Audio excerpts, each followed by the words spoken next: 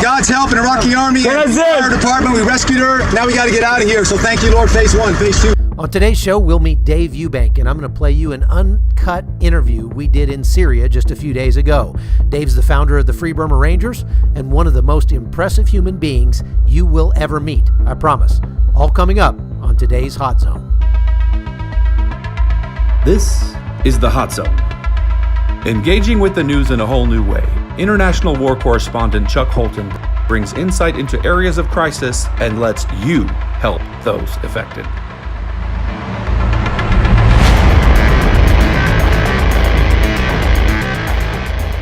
Hello, I'm Dave Eubank of the Free Burma Rangers, here now in Syria, giving help, hope, and love to people under attack.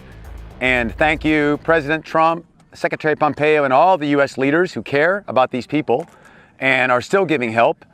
We're here doing the best we can, and thank you for praying for us as well. I'm Dave Eubank, and I'm Suzanne Eubank, and I help my mom with her kids program and with distributing food and water. I'm Karen Eubank. Thanks for your prayers as we try to give love to these families in such a desperate situation. I'm Peter Eubank, and I'm 13 years old, and I help my mom with the GLECFA program. Hi, my name is Sahaley, and I help with assistant ambulance driving and dentistry. So we're here in the last pocket of ISIS. They're right behind there is where the Syrian and Iraqi borders meet on the Euphrates River. It's the last stronghold. We're not sure how many ISIS are left, but right now they say they're fighting to the death. Families are running away every day. Yesterday we treated many wounded, many children. One lady died right here, shot as they tried to flee ISIS, starving, in big trouble. So we're here to give love and care. Today we talked to some ISIS men that had given up and reminding them there's a new start, a new start. Ask God to help you. Ask Jesus to help you, a new start. We're together, no matter what our religions are. We all believe in love, in justice, in freedom. And so thank you, the U.S. and the world, for standing with these people. It's not only for their immediate life saving, it's also, ISIS is an idea. You don't beat this idea with just military might. That's an important component on the physical side, but it's going to take love and understanding and compromise. And so we appeal to the international community to stay with these people because they count, because we can, because it makes a difference not only now for saving lives, but the future of changing hearts. So God bless you all. Here in Syria, down near Susa and Baghouz and the Iraqi border at the very end of the physical presence of Daesh. Dave Eubank, God bless you in Jesus' name, out here. Guide me with the things to say that are useful for you and all. And Chuck, Amen. In Jesus' name, amen. Okay, so let's just talk about what you're doing in Syria, why you decided to come to Syria. Well, I'm Dave Eubank of the Free Burma Rangers. No, just talk to me. We're just having a discussion. All right. I came to Syria. We came to Syria because we felt God called us. We're in Burma 25 years now with 80 teams working all the time, train hundreds of teams. No idea ever to come to the Middle East. When ISIS started their attacks, people asked us to come and help. So we started in Kurdistan and then the Battle of Mosul. And actually in between the Battle of Mosul and the Kurdish fighting, we came here 2 times on invitation. And that's when a young Christian named Bashir said, please come and help us. And he said, God is sending a mighty river into Syria, His Spirit, to change things. And I said, we're not a river, man, we're a drop. And he said, we're all drops in God's rain, and it forms a river. And you and I may not live to see the day of change, but it's coming because God cares about these people. So doors open and we came, and this is our 7th or 8th trip here now, mostly since the Battle of Mosul was finished. And we're here to give relief, medical, food, diapers, blankets, whatever we can give people, and to encourage them. We tell them all, Jesus brought us here. You can believe what you want, but if you're in trouble, call on His name. Call on His name and see what happens. And He's helped me. And I talked to the ISIS soldiers this morning. Wait, hang on. I just want to make sure that's not okay. Who are these people behind you? Behind me are families of ISIS that just fled ISIS lines, which are right over there. We're in the last corner, the last stronghold of ISIS between the Iraqi border, the Euphrates River, and the southeast part of Syria. And we don't know how many thousands are left, but the last hardcore ISIS fighters are there holding out. These people have been able to escape, some by buying their way out, some by sneaking out. The way out is full of landmines and ISIS trying to shoot you. You saw that truck yesterday riddled with bullets. and about 7 people total shot in that group. One lady died and was buried here, and then a baby died on the way when you and our team was trying to evacuate her. These people, a lot of them are still true believers. Yes, some we talked to, they're very sorry they joined, but I think what we have mostly is people who really were dedicated to this cause. A lot of them came from Raqqa. Raqqa fell, they got here. They're the last hardcore, the distillation of that will and of a lot of evil. I don't believe that people are evil. They've chosen an evil way and getting harder and harder. There's a few that seem softened and broken, but most, like there was one French lady we talked to today, she's just hard. And I just pray her heart changes. And I was reminding her, you know, in Mosul, we lost a lot of friends. I was wounded 4 times. I lost my translator. 30 guys I knew well were killed. 3 of my team were wounded. If we had been caught by ISIS, we'd be dead. I saw what they did to kids. One by one, one day, 7 kids killed, we only saved 1. And so just thank God that that's what's happening to you. You got a chance. So love is the answer to this place. We know there's been injustices, we know that. But the way through is this project's not gonna work. Why do you feel called to come to these kinds of places, as in, you know, right up toward the front? Well, I think 1, that's where we feel God calls us. 2, that's where we see the biggest need, and we're a small group, so we can make the biggest impact right there. 3, it's in our hearts to care about these people. We don't like oppression. That's 4, and then 5, finally, this is what we're made to do. We like it. This is the kind of work we can do. And it's small, but we enjoy it, and we enjoy helping people, and we're not too afraid of the front line or fighting. And we have the skills. Most of us are ex-military, and my kids all grew up in the jungle since Pete was 3 weeks old, being nursed by Karen, holding my backpack with no lights, going through the Burma Army. They know what to do here. So, but all of that is only useful and only workable if led by God. So every day we pray and say, God, do you want us here? Where do you want us? What's your thought about the U.S. pulling out of here?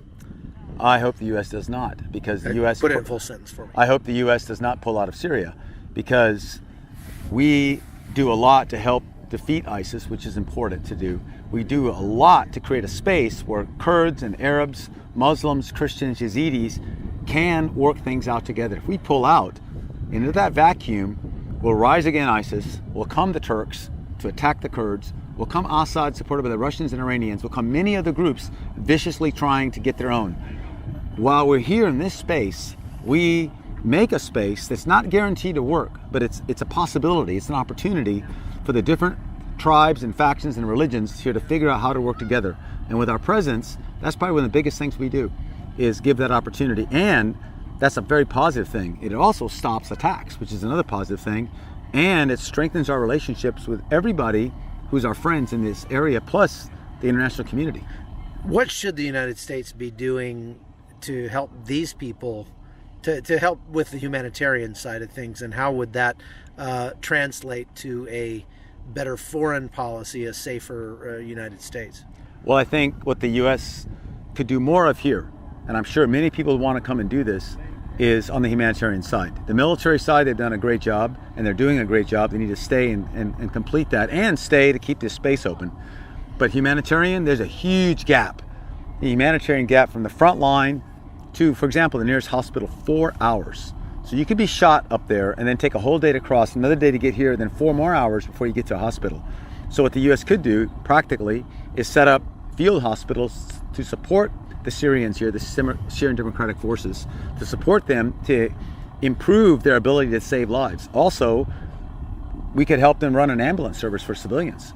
We could help them run a small little tent reception site here that has hot food, water to bathe with, medical care immediately. So there's 4 little kids buried there, and then 1 died yesterday, and another girl died there. None of those had to die. They died from exposure. Well, 4 kids died from exposure. 1 child died from being shot in the stomach. 1 girl died from being shot in the head. But they were all alive when they got here. Mm-hmm. And it took them almost over a day for all of them to die. Yeah, there's just no treatment. There's no infrastructure at all. Right. The Syrian Democratic Forces are doing their very best to help, and we're really grateful they're helping us. My request is help the Syrian Democratic Forces more, militarily and on the humanitarian side. They need that help, and they'll use it well. There's a lot of foreign fighters and like you say, true believers still coming out here, and you're giving them food and water and medical care. What's it like to serve ISIS? What's it like to help somebody who would have gladly killed you? I feel I lost Shaheen. I lost a lot of friends in Mosul.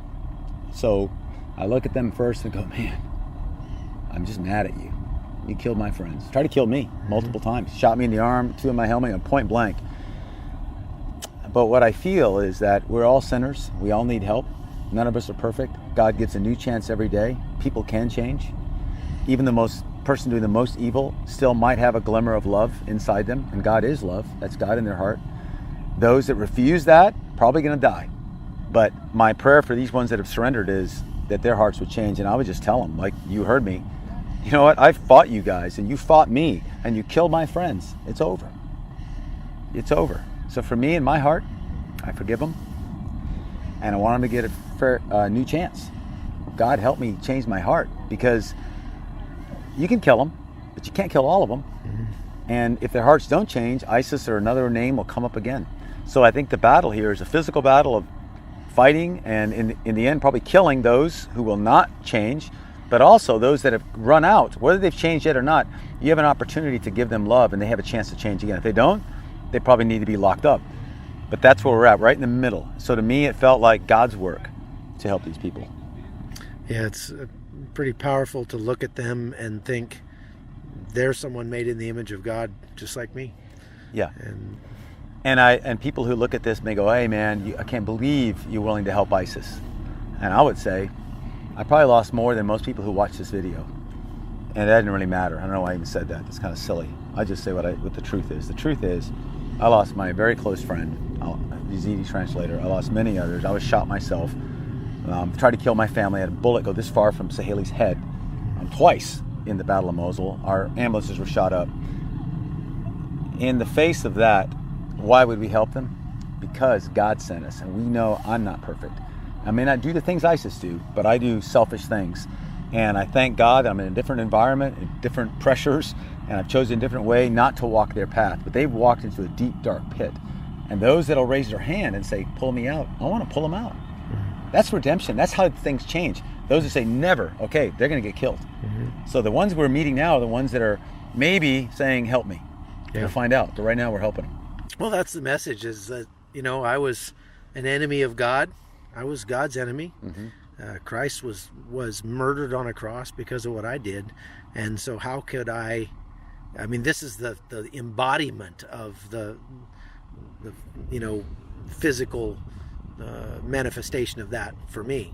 If I'm called to be like Christ, then that's what I have to do here, right? Yeah. And this is the first time I said I forgive ISIS. That's God's work in my heart. That's God's work in my heart. I don't forgive ISIS as a name. I forgive the individuals. That doesn't mean I wouldn't shoot one that was killing somebody or wouldn't give up. But I think and forgiveness doesn't mean you don't have justice. Forgiveness doesn't mean you don't shoot somebody in the end if they won't stop. For forgiveness means I'm not the judge of that. Not the eternal judge. And so we've come here to help the IDPs, stand with the Syrian Democratic Forces. If we had to fight, we'd fight. But only as we feel God leads us, and only in love. The Hot Zone is produced by Amy Holton and Livefire Media. Copyright 2019.